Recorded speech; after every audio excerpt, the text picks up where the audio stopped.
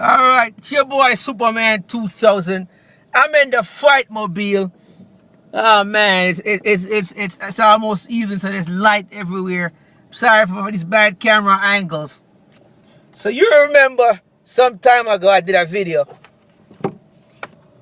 that the UFC could not compete with Viacom. I did the video and I said that Bellator was like a small part. That's the tail fin, the tip of the tail fin of a huge shark called Viacom.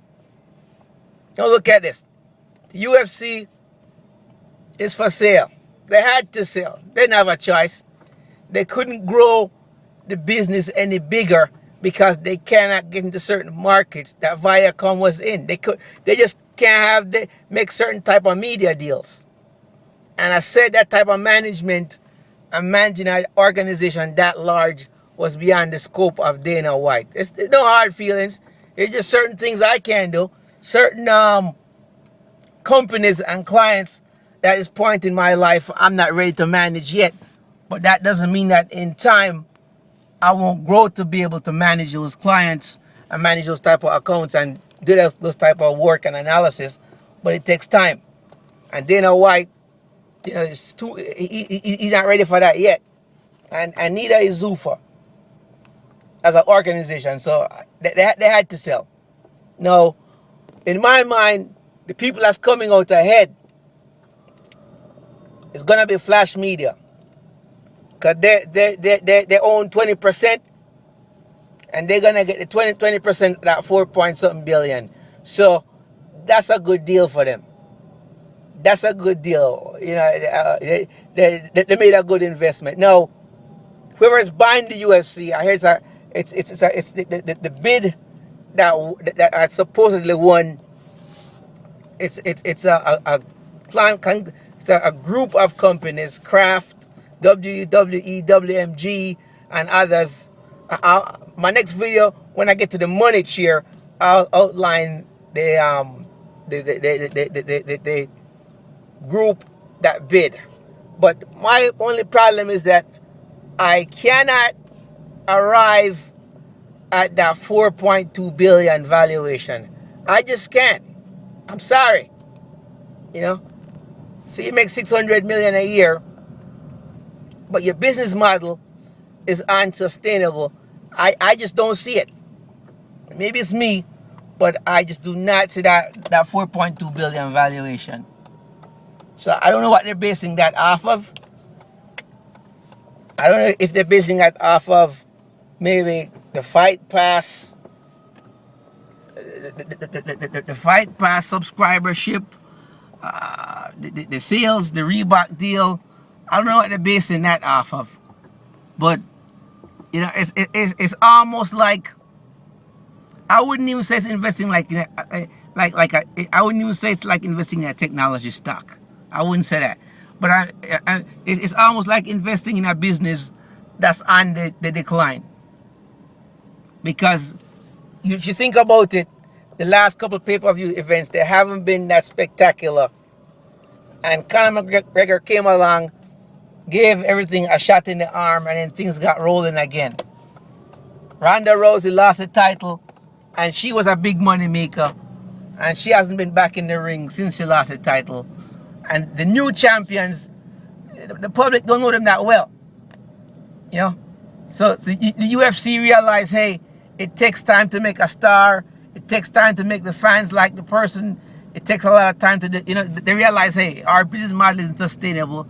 And we're not able, as a management group, to make the necessary connections that we need to make to get into the type of markets that we'd like to get into.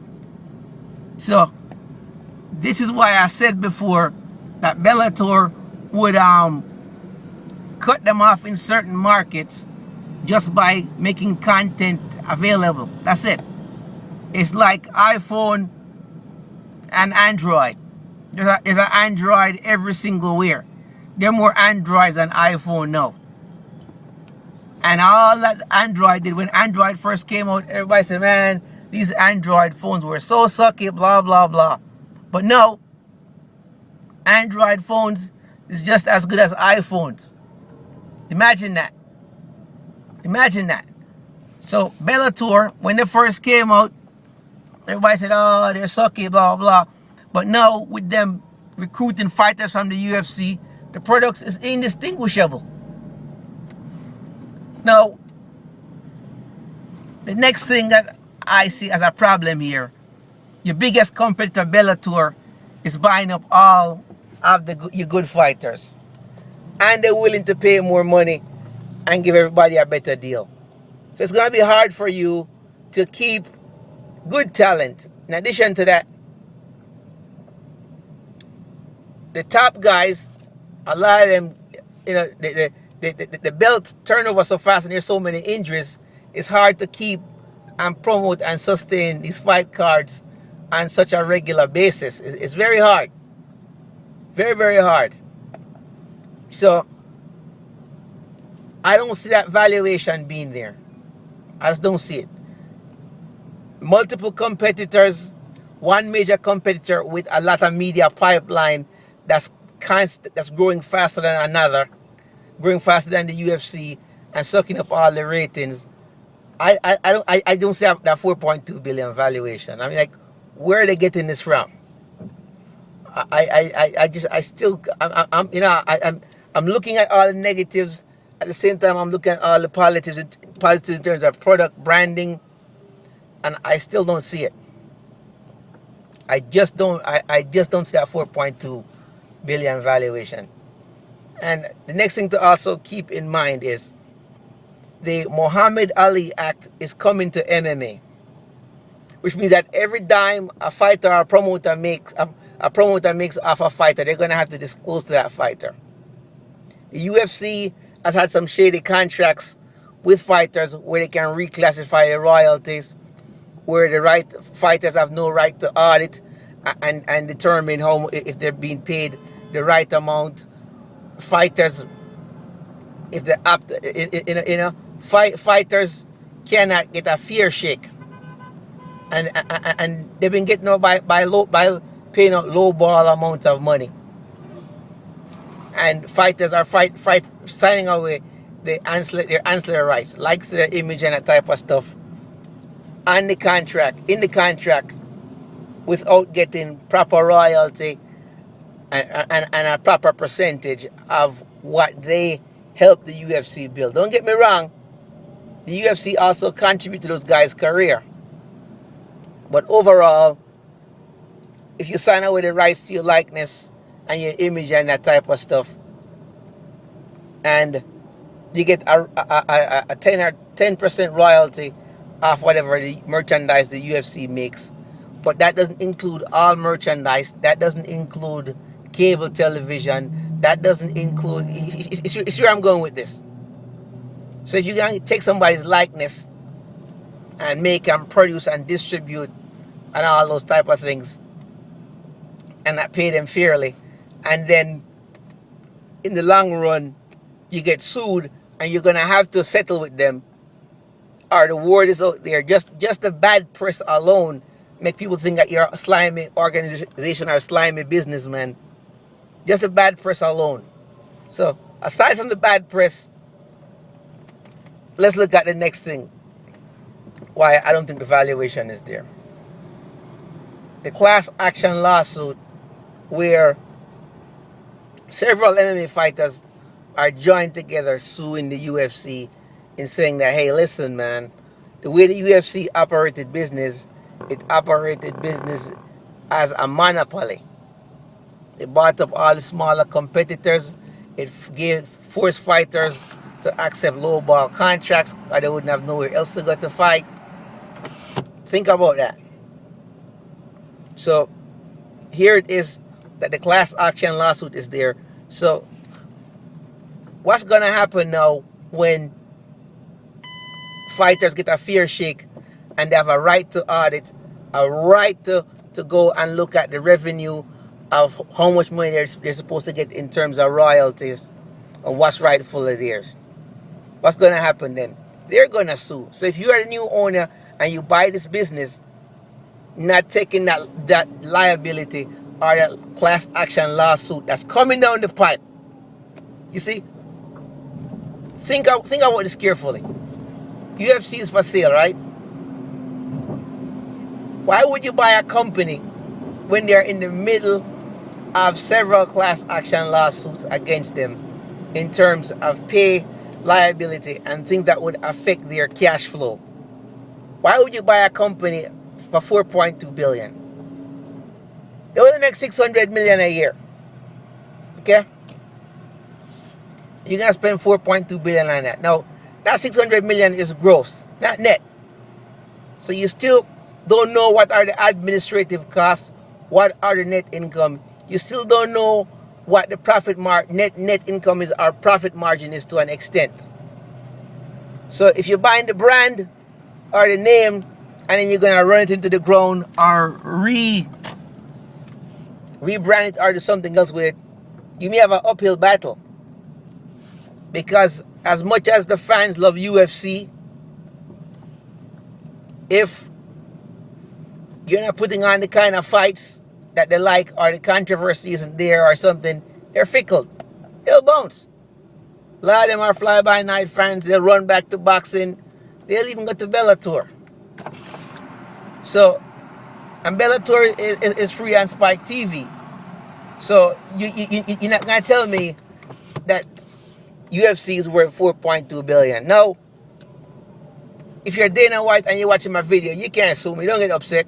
Because you're the one that says not for sale. So if it's not for sale, then hey, what I'm saying shouldn't affect your transaction. So I do not see that valuation being there. Because of the lawsuit, because of the fact that the pay-per-view buys are trending down, the fact that they've outlaid so much money in terms of other offices, I just think that because they're growing the business so fast and outlay all the capital that they have, I think that the cash reserves probably not quite there. So, no wonder they have to sell. People don't come to you and buy when you are on top and you can get the most money from them. They come to you and buy when you're in a situation where, hey, B, you can't take the business any further. A, you can't take the business any further. B, you don't have the skills to fully capitalize on it, and you realize that. Or C, there is some impending doom and you're trying to get off that jet before it crashes into the mountain. And I believe that's what's happening. I think Dana White and the Zuffa brothers and Flash Media, they're trying to get off of this ship before it sinks. Get as much money as they can. Because, think about this. The next couple of fights coming up in the UFC, from now till UFC 210, right? What other matchups can they make? Who else is exciting in the division? You're going to see the same bunch of guys fighting over and over again for the same belt. Then they're going to bring in weekend warriors just to fill the gaps. So and that's why people are kind of losing interest. How many times can you see Cain Velasquez fight Dos Santos, or Dos Santos fight Velasquez? See what I'm saying? It's getting to the point where once you watch one fight, you've seen them all. They're exciting, yes. But the UFC needs to start bringing in some new talent. They need to start feeding off other organizations. Do some cross promotion and bringing in new talents, buying out other fighters' contracts, bringing in people, letting them do what they need to do to get that hot new talent in. I mean, Anderson Silva that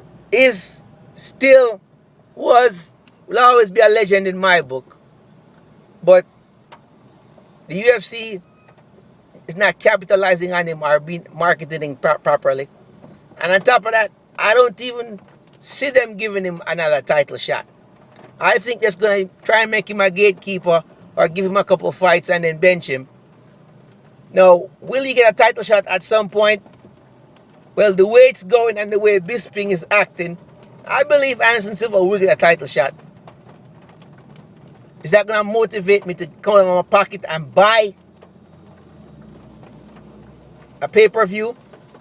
No, it's not. Because I know I can go on YouTube later and see it and watch the highlights or whatever. I'm just not, the price point for me.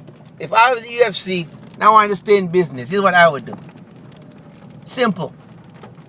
Drop the price points on the pay-per-view buy. That's all you gotta do. Drop the price points on the pay-per-view buy and capitalize on the Fox deal. Bring on good fights that people want to see on the Fox card. Now, after all these holes I've pointed out and gaps, look at this, dude. Look at this, guys. This is what it's when you live in the country. A truck full of peas. You see that?